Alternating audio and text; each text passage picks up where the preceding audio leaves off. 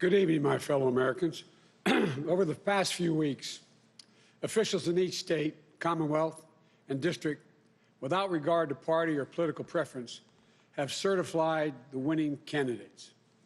Today, a member of the Electoral College, representing the certified winner, cast their votes for President and Vice President of the United States in an act just as old as our nation itself. And once again, in America, the rule of law, our Constitution, and the will of the people prevailed. Our democracy pushed, tested, threatened, proved to be resilient, true, and strong. The Electoral College votes, which occurred today, reflect the fact that even in the face of a public health crisis unlike anything we've experienced in our lifetimes, the people voted. They voted in record numbers.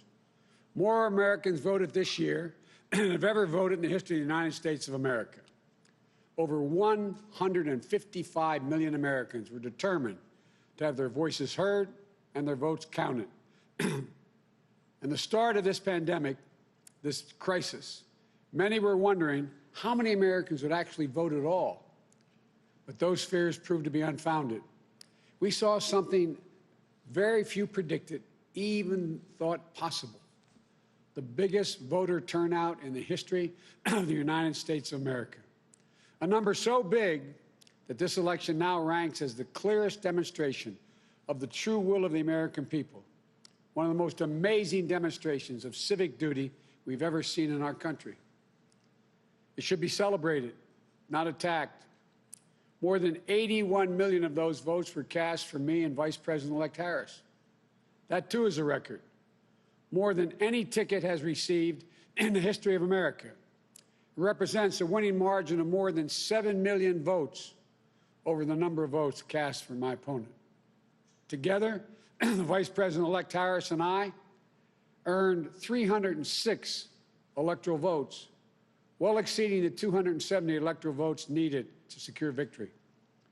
306 electoral votes is the same number of electoral votes that Donald Trump and Vice President Pence received when they won in 2016. Excuse me. At the time, President Trump called the Electoral College tally a landslide. By his own standards, these numbers represented a clear victory then, and I respectfully suggest they do so now. If anyone didn't know before, they know now. What beats deep in the hearts of the American people is this: democracy. The right to be heard, to have your vote counted, to choose leaders of this nation, to govern ourselves. In America, politicians don't take power. People grant power to them. The flame of democracy was lit in this nation a long time ago. And we now know nothing, not even a pandemic or an abuse of power, can extinguish that flame. And as the people kept it aflame, so too did courageous state and local officials and election workers. American democracy works because America makes it work at a local level. One of the extraordinary things we saw this year was that everyday Americans, our friends and our neighbors, often volunteers, Democrats, Republicans, independents, demonstrating absolute courage. They showed a deep and unwavering faith in and a commitment to the law. They did their duty in the face of a pandemic. And then they could not and would not give credence to what they knew was not true. They knew this election was overseen by them, it was honest, it was free, and it was fair. They saw it with their own eyes, and they wouldn't be bullied into saying anything different. It was truly remarkable, because so many of these patriotic Americans are subject to so much: enormous political pressure, verbal abuse, and even threats of physical violence. While we all wish that our fellow Americans in these positions will always show such courage and commitment to free and fair elections, it is my sincere hope we never again see anyone subjected to the kind of threats and abuse we saw in this election. It's simply unconscionable. We owe these public servants a debt of gratitude. They didn't seek the spotlight. And our democracy survived because of them, which is proof, once more, that it's everyday Americans infused with honor, character, and decency that is the heart of this nation. In this election, their integrity was matched by their strength, independence, and the integrity of our judicial system. In America, when questions are raised about the legitimacy of any election, those questions are resolved through the legal processes. And that's precisely what happened here. The Trump campaign brought dozens and dozens and dozens of legal challenges to test the result. They were heard again and again. And each of the times they were heard, they were found to be without merit. Time and again, President Trump's lawyers presented arguments to state officials, state legislatures, state and federal courts, and ultimately to the United States Supreme Court twice. They were heard by more than 80 judges across this country, and in every case, no cause or evidence was found to reverse or question or dispute the results. A few states went for recounts. All the counts were confirmed. The results in Georgia were counted 3 times. Didn't change the outcome. The recount conducted in Wisconsin actually saw our margin grow. The margin we had in Michigan was 14 times the margin President Trump won that state by 4 years ago. Our margin in Pennsylvania was nearly twice the size of the Trump margin 4 years ago. And yet, none of this has stopped baseless claims about the legitimacy of the results. Even more stunning, 17 Republican attorneys general and 126 Republican members of the Congress actually signed on to a lawsuit filed by the state of Texas. That lawsuit asked the United States Supreme Court to reject the certified vote counts in Georgia, Michigan, Pennsylvania, and Wisconsin. This legal maneuver was an effort by elected officials and one group of states to try to get the Supreme Court to wipe out the votes of more than 20 million Americans in other states, and to hand the presidency to a candidate who lost the Electoral College, lost the popular vote, and lost each and every one of the states whose votes they were trying to reverse. It's a position so extreme, we've never seen it before. A position that refused to respect the will of the people, refused to respect the rule of law, and refused to honor our Constitution. Thankfully, a unanimous Supreme Court immediately and completely rejected this effort. The court sent a clear signal to President Trump that there would be no part of an unprecedented assault on our democracy. Every single avenue was made available to President Trump to contest the results. He took full advantage of each and every one of those avenues. President Trump was denied no course of action he wanted to take. He took his case to Republican governors and Republican Secretary of State, as he criticized many of them, to Republican state legislatures, to Republican-appointed judges at every level. And in a case decided after the Supreme Court's latest rejection, a judge appointed by President Trump wrote, quote, "This court has allowed the plaintiff the chance to make his case, and he has lost on the merits," end of quote. Lost on the merits.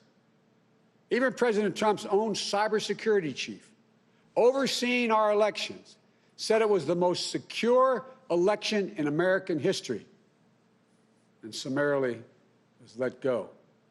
Let me say it again. His own cybersecurity chief, overseeing this election, said it was the most secure in American history.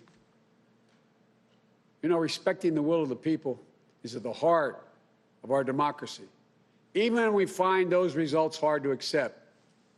But that's the obligation of those who have taken on a sworn duty to uphold the Constitution. 4 years ago, when I was a sitting vice president of the United States, it was my responsibility to announce the tally of the Electoral College votes in the joint session of Congress that voted to elect Donald Trump. I did my job. And I'm pleased, but not surprised, by the number of my former Republican colleagues in the Senate who have acknowledged already the results of the Electoral College. I thank them. And I'm convinced we can work together for the good of the nation on many subjects. That's the duty owed to the people, to our Constitution, to our history. You know, in this battle for the soul of America, democracy prevailed. We, the people, voted. Faith in our institutions held. The integrity of our elections remains intact. And now it's time to turn the page, as we've done throughout our history, to unite, to heal. As I said in this campaign, I will be president for all Americans. I'll work just as hard for those of you who didn't vote for me as I will for those who did. There's urgent work in front of us.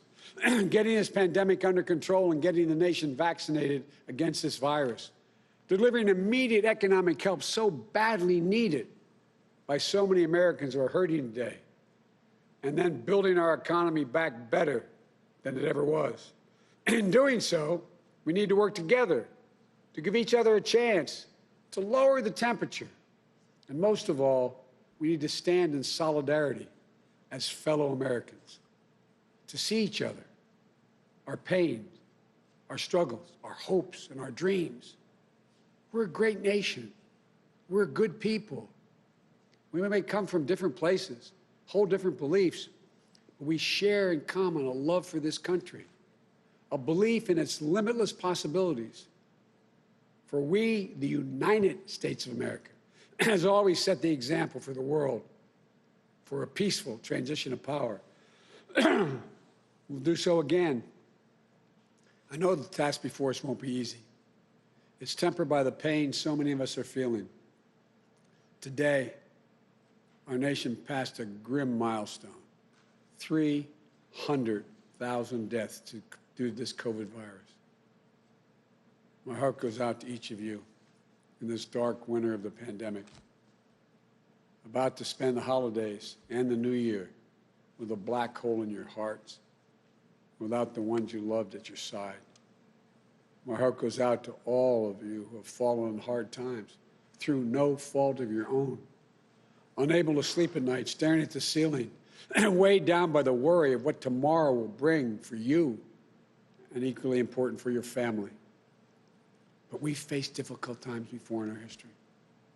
I know we'll get through this one, but together. That's how we get through it, together. So as we start the hard work to be done, may this moment give us the strength to rebuild this house of ours upon a rock that can never be washed away. As in the prayer of St. Francis, for where there is discord, union, where there is doubt, faith, where there is darkness, light. This is who we are as a nation. This is the America we love. And that is the America we're going to be. So thank you all. May God bless you. And may God protect our troops and all those who stand watch over our democracy. Thank you.